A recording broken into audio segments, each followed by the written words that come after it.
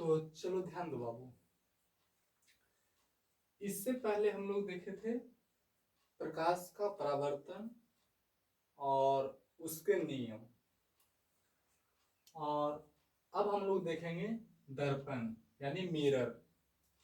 तो दर्पण होता क्या है, तो देखो कोई भी चिकनी या चमकदार सतह जिससे प्रकाश का परावर्तन होता है दर्पण कहलाता है। ठीक, कोई भी सतह हो अगर वहां से प्रकाश का परावर्तन होता है तो उसको हम लोग दर्पण कहते हैं। दर्पण यानी जिसको हम लोग आम भाषा में आईना बोलते हैं, बोलचाल की भाषा में। जैसे देखो अगर ये इस बोर्ड पे हम लाइट मारते हैं तो यहाँ से भी ये प्रकाश का परावर्तन हो जाता है, तो एक तरह से ये भी क्या हो जाएगा, दर्पण का काम करेगा। हम लोग के मोबाइल का शीशा ग्लास जो है वो भी क्या है, दर्पण है। तो दर्पण का मतलब समझा, कोई भी चिकनी या चमकदार सतह जिससे प्रकाश का परावर्तन होता है दर्पण कहलाता है। ठीक, अब दर्पण जो होता है वो दो प्रकार का होता है मुख्यतः। पहला होता है समतल दर्पण, दूसरा होता है गोलीय दर्पण। अब समतल दर्पण किसको बोलेंगे, तो वैसा दर्पण जिसका परावर्तक सतह समतल होता है यानी प्लेन होता है उसको बोलेंगे समतल दर्पण। ठीक, और गोलीय दर्पण वैसा दर्पण जिसका परावर्तक सतह किसी खोखले गोले का भाग होता है, ठीक ना, उसे बोलेंगे गोलीय दर्पण। ठीक, गोलीय दर्पण जो होता है वो दो प्रकार का होता है। गोलीय दर्पण दो प्रकार का होता है, पहला अवतल दर्पण और दूसरा उत्तल दर्पण। अवतल दर्पण और उत्तल दर्पण। बात आती है अवतल दर्पण किसको बोलेंगे, तो देखो अवतल दर्पण वैसा दर्पण जिसका परावर्तक सतह अंदर की ओर धंसा हो, जिसका परावर्तक सतह अंदर की ओर धंसा हो उसको अवतल दर्पण बोलेंगे। और उत्तल दर्पण क्या हो जाएगा, वैसा दर्पण जिसका परावर्तक सतह बाहर की ओर उठा हो उसे बोलेंगे उत्तल दर्पण। ठीक ना, ऐसे देखो नामे से पता चला उत्तल यानी उठल, उत्तल माने उठल, तो जब परावर्तक सतह बाहर की ओर उठल रहेगा तो उसको हम लोग बोलेंगे उत्तल दर्पण। ठीक ना, और जब धसल रहेगा तो अवतल दर्पण। तो देखो यहाँ परावर्तक सतह का मतलब जिधर से प्रकाश का परावर्तन होता है, मान लो जैसे दर्पण होता है तो एक तरह से कलई किया हुआ रहता है, मतलब रंगा हुआ रहता है, पेंट किया हुआ रहता है।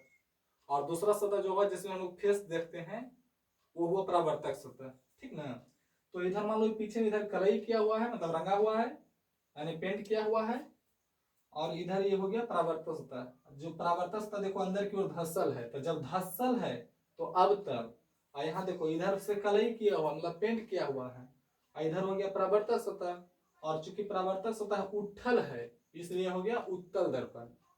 समझ आ गया। अब हम लोग देखेंगे बाबू गोलीय दर्पण के भाग। गोलीय दर्पण मतलब उत्तल और अवतल। ठीक ना, तो पहला जो भाग होता है वो होता है वक्रता केंद्र, जिसको कि हम लोग सी से सूचित करते हैं। ठीक ना, तो वक्रता केंद्र क्या होता है बाबू, गोलीय दर्पण जिस खोखले गोले का भाग होता है उस गोले के केंद्र को गोलीय दर्पण का वक्रता केंद्र कहा जाता है। ठीक, इसको सी से सूचित किया जाता है। क्या बोले, गोलीय दर्पण जिस खोखले गोले का भाग होता है उस गोले का जो केंद्र होता है ना उसी को बोलते हैं गोलीय दर्पण का वक्रता केंद्र, और इसको सूचित करते हैं सी से। ठीक, दूसरा है बाबू बाबू ध्रुव, इसको पी से सूचित करेंगे। ठीक ना, तो गोलीय दर्पण के मध्य बिंदु यानी बीच का जो बिंदु होता है ना, मध्य बिंदु यानी बीच वाला जो बिंदु है उसी को बोलेंगे गोलीय दर्पण का ध्रुव, इसको पी से सूचित करते हैं। तीसरा है प्रधान अक्ष या उसे बोलते हैं मुख्य अक्ष। ठीक, तो दर्पण के ध्रुव से वक्रता केंद्र, दर्पण के हम लोग वक्रता केंद्र पढ़ लिया और ध्रुव पढ़ लिए ना, अब इकुल दोनों को जो मिलाने वाली रेखा होती है उसी को हम लोग बोलते हैं प्रधान अक्ष या मुख्य अक्ष। तो क्या बोले कि दर्पण के ध्रुव से वक्रता केंद्र को मिलाने वाली रेखा को प्रधान अक्ष या मुख्य अक्ष कहते हैं, जैसा कि अभी हम लोग चित्र में देखेंगे। आगे फोकस, इसको बड़ी एफ से सूचित करेंगे।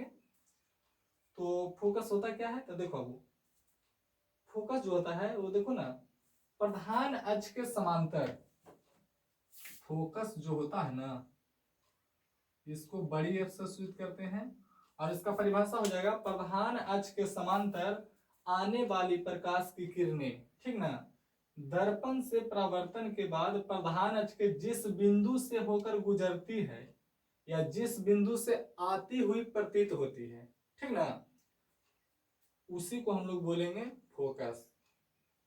ठीक, इसको सूचित करेंगे बड़की एफ से। समझ गया? क्या बोले?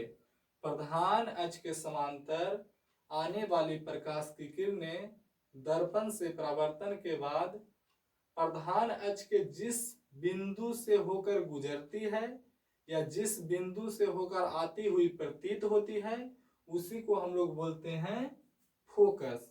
ठीक, इसको बड़ी एफ से सूचित करते हैं। अगला है बाबू द्वारक। तो दर्पण की चौड़ाई को द्वारक कहते हैं, ठीक ना। दर्पण जैसे मान लो ये दर्पण है तो इतना चौड़ा है तो वो हो जाएगा उसका द्वारक, ठीक ना। अगला है बाबू फोकस दूरी।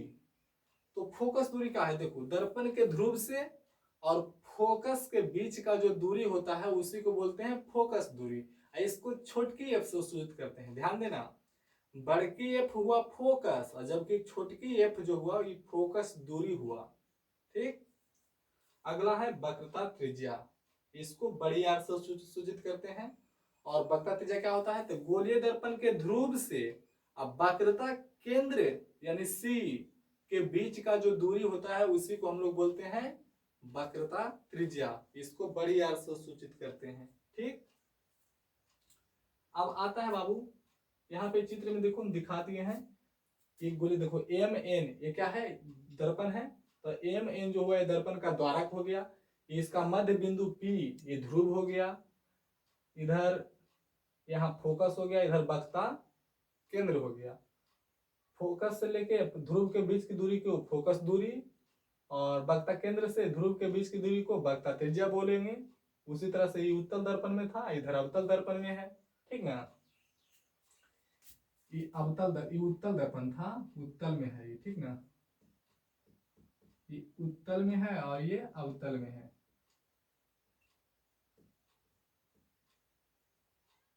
ठीक, और एम एन जो हुआ ये दर्पण का द्वारक हो गया। अब देखो दर्पण के फोकस दूरी और वक्रता त्रिज्या में संबंध हम लोग को देखना है कि दोनों में क्या संबंध है। तो देखो पहला हम लोग को याद रखना है कि R बराबर 2F, यानी कहने का मतलब हुआ कि वक्रता त्रिज्या जो होता है ना ये फोकस दूरी का दुगना होता है। R बराबर 2F, इसका मतलब हुआ कि वक्रता त्रिज्या फोकस दूरी का दुगना होता है। और F बराबर R/2, इसका मतलब हुआ कि फोकस दूरी वक्रता त्रिज्या की आधी होती है। ठीक, ऐसे देखो हम लोग को भूलेंगे कभी तो ऐसे याद रखना। देखो वक्रता त्रिज्या और फोकस दूरी, यहाँ पे चित्र में देखो दिखा दिए हैं। यहाँ ध्रुव से फोकस के बीच की दूरी को फोकस दूरी बोलेंगे।